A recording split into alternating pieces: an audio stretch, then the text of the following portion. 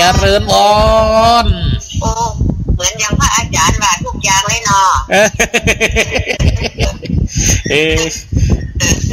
เขาเล่งกับยังอย่างก็ต้องการจะเอาใจแลยกแม่แต่ตั้งใจเพื่อขาดเพราะว่าได้เป็นสอบพ่อเจริญพรจัดหนักเนอะมาคือกับโลกกำลังใจกันสาธุ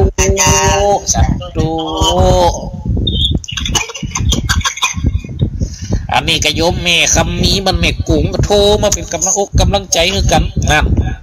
นิทานถึงไหนละไม่หาวัลสีโตวัลสีก็ตึงมือกำลังใจกันสักหน่อยกระถาสกุลกำฮือแต่กำเจตับกำสินเปียงกำเลี้ยวโลตัวฤาษีกาตูเจ้าก็นี่เป็นตีเปิงปะอาศัยจิตใจเจ้าบ้านโลโตก็เลยบอกข้าถึงจะมามีคาถาอะไรแต่ถ้ามีสถานที่วิเศษอยู่ที่หนึ่งเป็นบ่อน้ำศักดิ์สิทธิ์ถ้าเจ้าไปตรงบ่อน้ำนั้นแล้วให้ตักเอาบ่อน้ำนั้นมาล้างหน้าก่อนจะล้างให้อธิษฐานบ่อน้ำนี้จะให้พรได้2 ประการถ้าหากท่านต้องการยังไงก็จะได้อย่างนั้นแต่ต้องขอตอนตะวันขึ้นเท่านั้นจำไว้นะตอนนี้ค่ำแล้วไปรับตัวใครตัวมันวะป้าเธอละสีกันนี้ไปรับเนี่ยคืนนั่นคืนหุ่ง2สหายหัวล้านกันนอนเป็นกูวันละสีกันละสีกันนอนบนผามนั่งบน2สหายกับกูนอนผามนั่งลุ่มปัดต้องไปนอนรับอย่างละสีกูจะนี่มันพลอยคือถึงแจงไปโว้ยกันเต้อดินขดขิดมันจะดินอย่างยุ่งครบโอ้ยมึงคดไปหมดหน่อยโอ้ยกูมุสุดกระกีดมันเรื่องนี้กันเนี่ยชอบเคี้ยวกันชุดเกินชุดละสีเป็นรับด้วยจะพูดเท่าเนาะเต้ออย่าแจงดีขวายงามมาแล้วเอาละกำนันเต้องามแต่วันแจงแล้วกันล่อไก่ขันแล้วไก่ขันส่งเศร้าก็ถึง2 คนก็กังทั้งมุงได้หมดแค่2 มุงวันละสีน้ำบ่อติดตัวเจ๊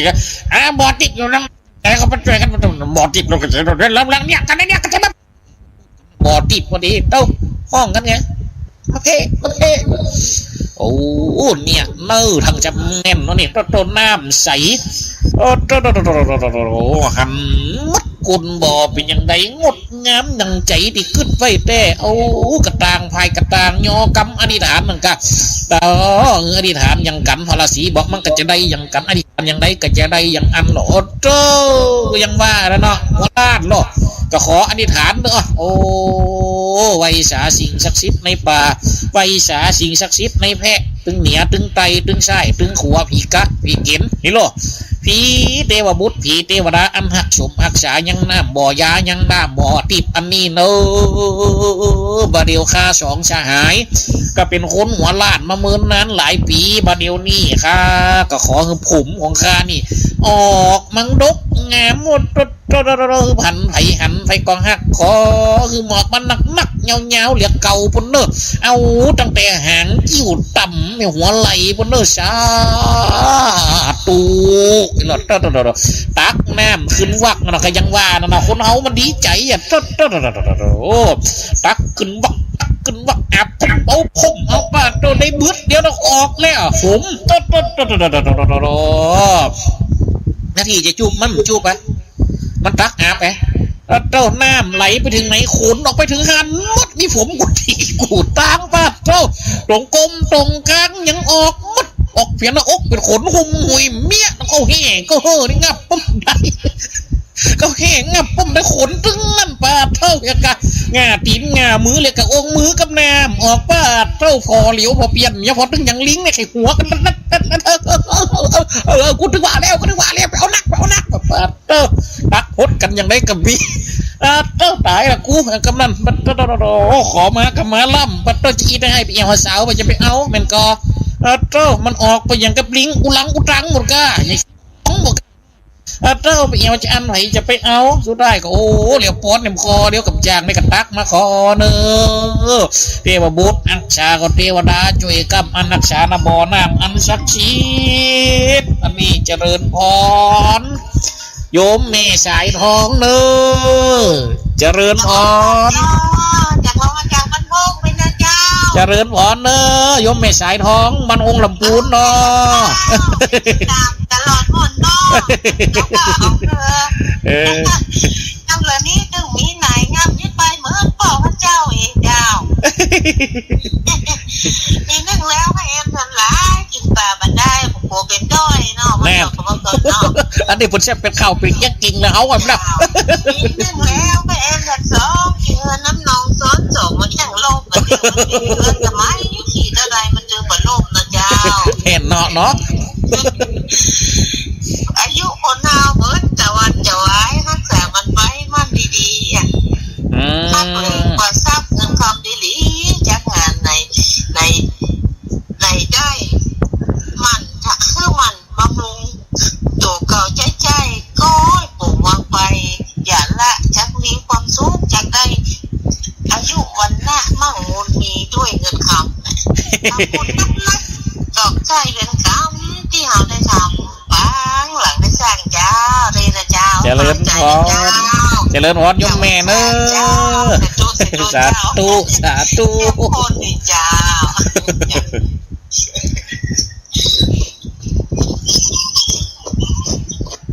อันนี้ก็เป็นสายจากโยมแม่ผู้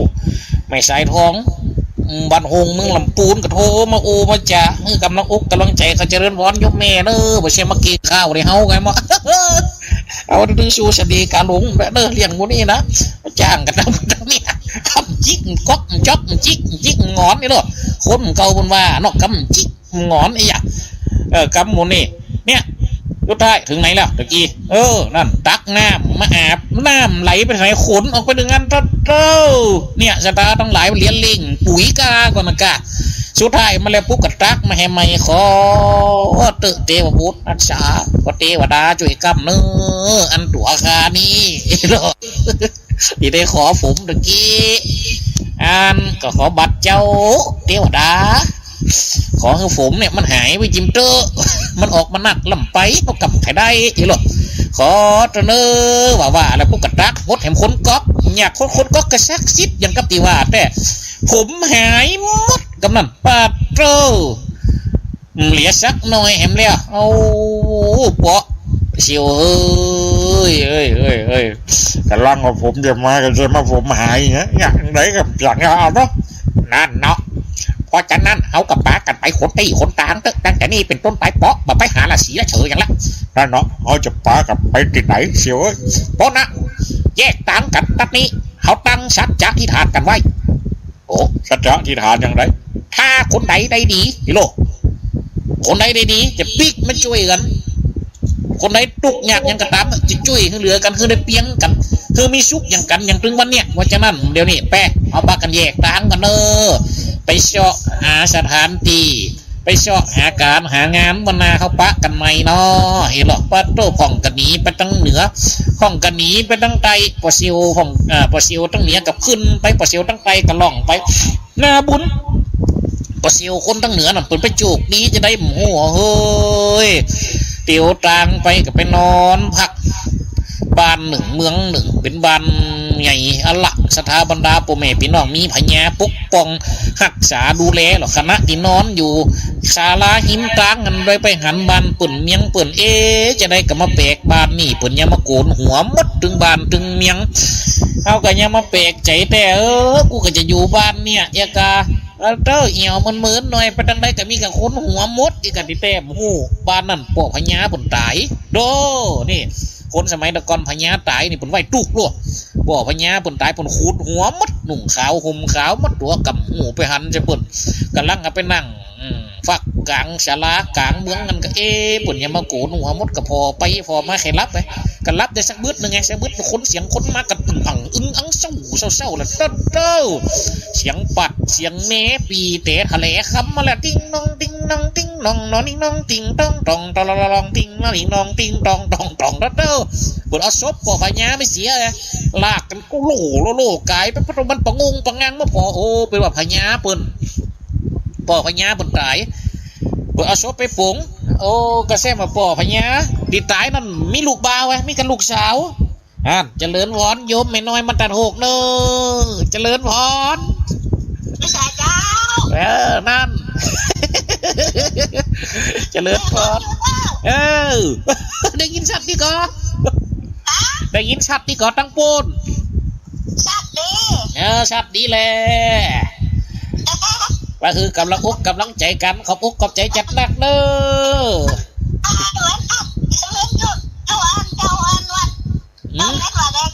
ฮะ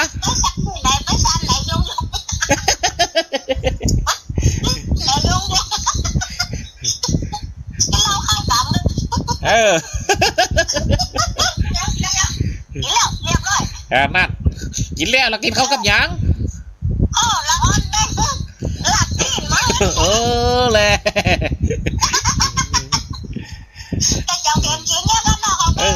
จะเปลี่ยนนะเนาะอดสละกินกันเนอะเจริญพรเนอะโยมแม่เนอะเจริญพรอยู่ดีมีชุกอายุมันยืนยาวเนอะฟังกันไปมึนๆนานๆเนอะสาธุ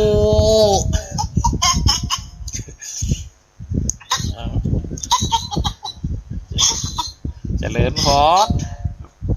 อันนี้ก็เป็นสายของแม่น้อยเนาะมันจะโทกนะ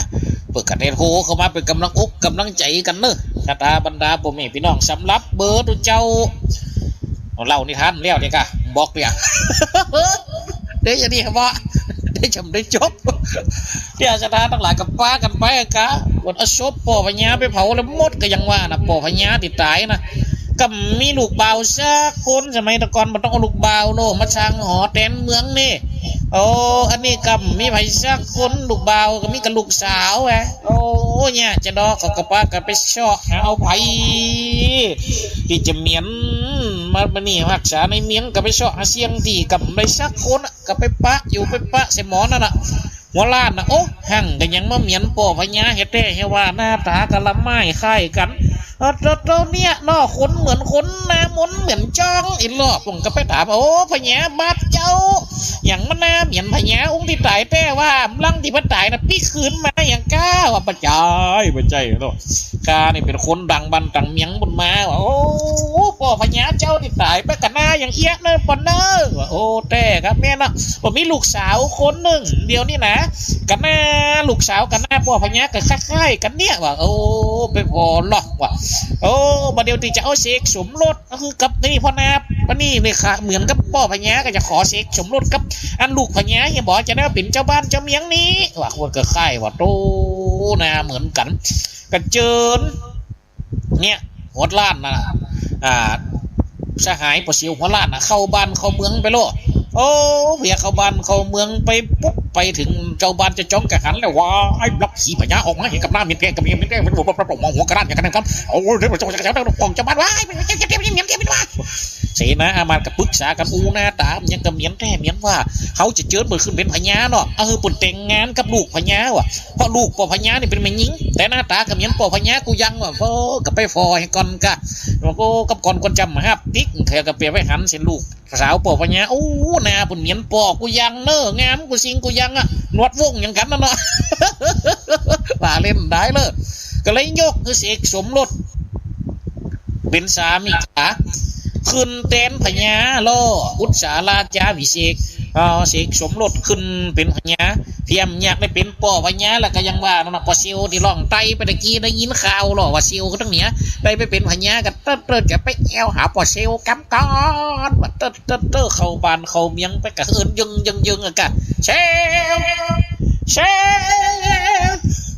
ล กามาแอวหาเด้อว่าแต่อันรอบหมดเฮ้ยยังไม่ได้มายังนี่มึงมายังนี่มึงจะเดี๋ยวก่อนมึงมายังนี่ข้าจะมาหาป่อเชลค่ะใครไปเชลคนที่เป็นพญาเนี่ยเป็นเชลแข่งข้าเจียไปบอกเลยเอายังมายืนยันบอกมียังยืนยันชัดยังบอกว่าป่อเชลตั้งใจหัวล้านมาแอวหาได้ทหารก็กำไปกันหมดไปสาบานเจ้ามีอันยังตะกี้ข้าอยู่ที่ประตูเมืองได้ยินคนหัวล้านคนหนึ่งมันบอกว่าเป็นเซียวกับปู่พญาบ่เดี๋ยวนี้เพิ่นจะมาหาปู่พญาวันเตอร์ป่อพญาก็หู้แล้วว่าซิวหัวล้านบิ๊กมาเตอร์ก็แทนที่จะยอมครับแทนที่จะรับปากกำสัจจะวาจาเรียงตะกอนที่เดิมมาเนี่ยเตอร์มึงมาประมาทลูกค้ากูยังคนยังกูเนี่ยมันเคยมีซิวหัวล้านเห็นหรอเตอร์เอ็กซ์มาถึงงับมันไปเอาไปเขียนปฏิไปละไปดอกเมียงหมดหามของมันเขาเมียงนะมาเลยไปออกไปเธอเนี่ยอย่าได้ทหารกันไล่อะกะสุดท้ายปุ๊บมีหันวันหนึ่งป่อพญากะไปอาบน้ำหน้าที่จะอาบน้ำในรั้วในวังไปเป็นยังว่านะนอกเป็นพญาหรอโอ้เปิดห้องว่าไปเดินทางออกไปจังหนอกบ้านนอกเมืองไปทำธุระไปเอาสีนะอามาดไปตัวยามจะไปอาบน้ำสั่งสีนะอามาดอยู่ตั้งนอกปุนทาตัวลงไปอาบน้ำคนเดียวในน้ำในหนองบนทุ่มทับว่าตัววักใส่อะกะกำนั่นปุ๊บปวดซิวที่โน้นไล่ออกไปน่ะกะซิวตั้งไตที่หูข่าวตัวไปเวทหลายวันละกะปอปัญญาลงไปอาบน้ำขึ้นมาปอปัญญาพอแกฟ้าแกหัวปาดไว้ผีปุ๋ยหลังสร้างไงลูกอาบน้ำพอเซียวหัวล้านกำจางได้กับลักพาลักควงป่อพญาหนีหมดขัดจุ๋มเต้ากวนตุ่มกวนตีนดับสลีกันใจเอาไปกูซิงกูยางเอาไปใส่หมดเขาหน้าเหมือนกันหรอเติมแยกใส่แล้วปุ๊บก็เดินไปหาทหารร้องพอเราเขาจะจำได้กำในว่ะไปถึงปุ๊บยืนอยู่ตรงหลังจอกเคาะเหลวพอทั้งหลังทหารเดี๋ยวบอกว่าโต๊ะพังเราไม่สาบานเจ้ามายังไงครับมาจำได้ครับบาดเจ้าใช่ไหมไม่สาครับนี่เจ้ารู้ไหมข้าเป็นใครกับพ่อพญานะครับ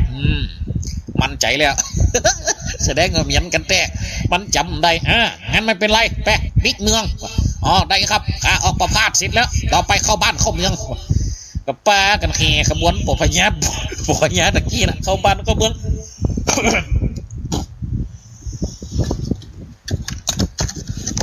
ชุมาดมาชดมาจะเป็นไว้ที่เก่าเต้าเนี่ยอย่างเราสถาบันดาผู้แม่พี่น้องป่อพญาสดมาเห็นละป่อพญานั่นป่อพญาปอมที่เป็นเซียวด้วยกันปกพาปกขวดตุ่มพาหนีเห็นละป่อพญาที่ไปอาบน้ำเหลียวมาป่าเต้าเมียพาว่าหายกูจะเนี่ยยิงได้ตัวสอหาไหนกับมีสุดได้โลนไปจะนั่นนะกะขบวนพญาดึกไว้พูดแล้วขี่จ้างอุยโลนได้ก้นนะกะได้ก้นละเดี๋ยวก่อนจอดก่อนตะวกหน้าวกหลังป้าเต้าเรายังว่าตัวผีป่วยหลังสร้างมันแล้วไปวกเปิ้นเต้าไปเกิดขบวนจอดได้ยุกนะทหารเจ้ามาทำอะไรนี่มันพญาอย่างกูเนี่ยเป็นพญาที่ไหนพญาเป็นนั่งรถหลังจ้างมุดว่ะไหนไปห้องมาพอเราว่าปัตเตอร์เป็นปลาซิวโอ้อันนี้จะได้ตัวเอาข้าวพาคว้าข้าวมาใส่นี่ตัวเป็นคนปลอมนี่เป็นตัวปลอมนี่บัดนี้ยังนี่ข้าเป็นพญาเหรอตัวพญาติดเป็นตัวอันนี้เป็นปลาซิวฝึกตั้งใจที่นั่งหลังจ้างที่พาเอาหัวปอพญามาใส่กับแกงเป็นพญากับตัดสินเลยกะสูยังมาพอทหารบอยคือผีบาเข้ามาอย่างไรพาหัวกับมาใส่ผีป่วยหลังสั่งไปเงียบมันไปประหารป้าเต้าส่งไม่ประหารเนี่ยกันเนี่ยลังเกิดปัตเตอร์เนี่ยตุกเจ็ดคนเอานี่ต้องมีสัจจะบอกผมนึกว่าหรอกถ้ามีสัจจะเรื่องนี้กูสิงกูยังชนะทั้งหลายอันนี้ถ้ามีสัจจะช่วยเหลือกันไว้เหตุการณ์ที่กำเกิดขึ้นเนี่ยย้อนพิษสัจจะต่อกันล่อเนี่ยคนเลยถือนะชนะทั้งหลายคนเก่านี่ถือสัจจะนี่ไปเนี่ยเตียนเนี่ยยังกระจ่างด้วยเป็งยังกระจ่างบักบุญหุนเก่ายังกระจ่างถือสัจจะหรอกนี่มีแล้วชัดเสียสัจจะเราช่วงไม่ประหารเนี่ยกับเป้าปุจินกับตัดสินมากันป้าปีลากเคียงประหารหัวหมามาง่างใส่จู่เอากันเติร์ดไม่ใช่ไปเลียยังเป็นก็เนี่ยสถานทั้งหลายถ้าว่าเขาทำดีกันนะ จะเป็นอย่างไรกระจ่างเตอะเพราะฉะนั้นตอนนี้ใกล้จะหมดเวลาแล้วเนอะที่ตูเจ้าได้อูมานี่ก็แล้วแต่ผู้จะพินิจพิจารณากันเอาเตอะจับใจแห้งก็คือเน่งใจกาอย่างได้ว่าไว้นะสถาทั้งหลายเนาะจนเจียนหมดเวลาเต็มทีนกสั่งลาฟ้าป่าสั่งลาหนองนกเขาลากรดอนสั่งลาหางกบลาเขาหูเสือลาจักทำนกเขาลากรป่าไม้กำอูกำจ่ามาแกะก้อนไก่ก็ได้ซึ่งเวลาสุมาเตอะกระสรุปไว้เนาะคนเขาถือสัจจะไว้นะเป็นสิ่งที่ดีตอนนี้เวลาใกล้จะหมดแล้วก็ขอบุญหักสมหักษาคนฟังกูคนกูฟูเนออูหมด ขณะนี้เวลา 19 นาฬิกาที่นี่สถานีวิทยุเพื่อการศึกษาวิทยาลัยสงฆ์นครลำปางสถานีวิทยุกระจายเสียงบริการสาธารณะออกอากาศณอาคารเลขที่1วัดบุญยวาสวิหารถนนบุญยวาสตำบลหัวเวียงอำเภอเมืองจังหวัดลำปางทำการส่งกระจายเสียงในระบบ FM 106.5 เมกะเฮิรตซ์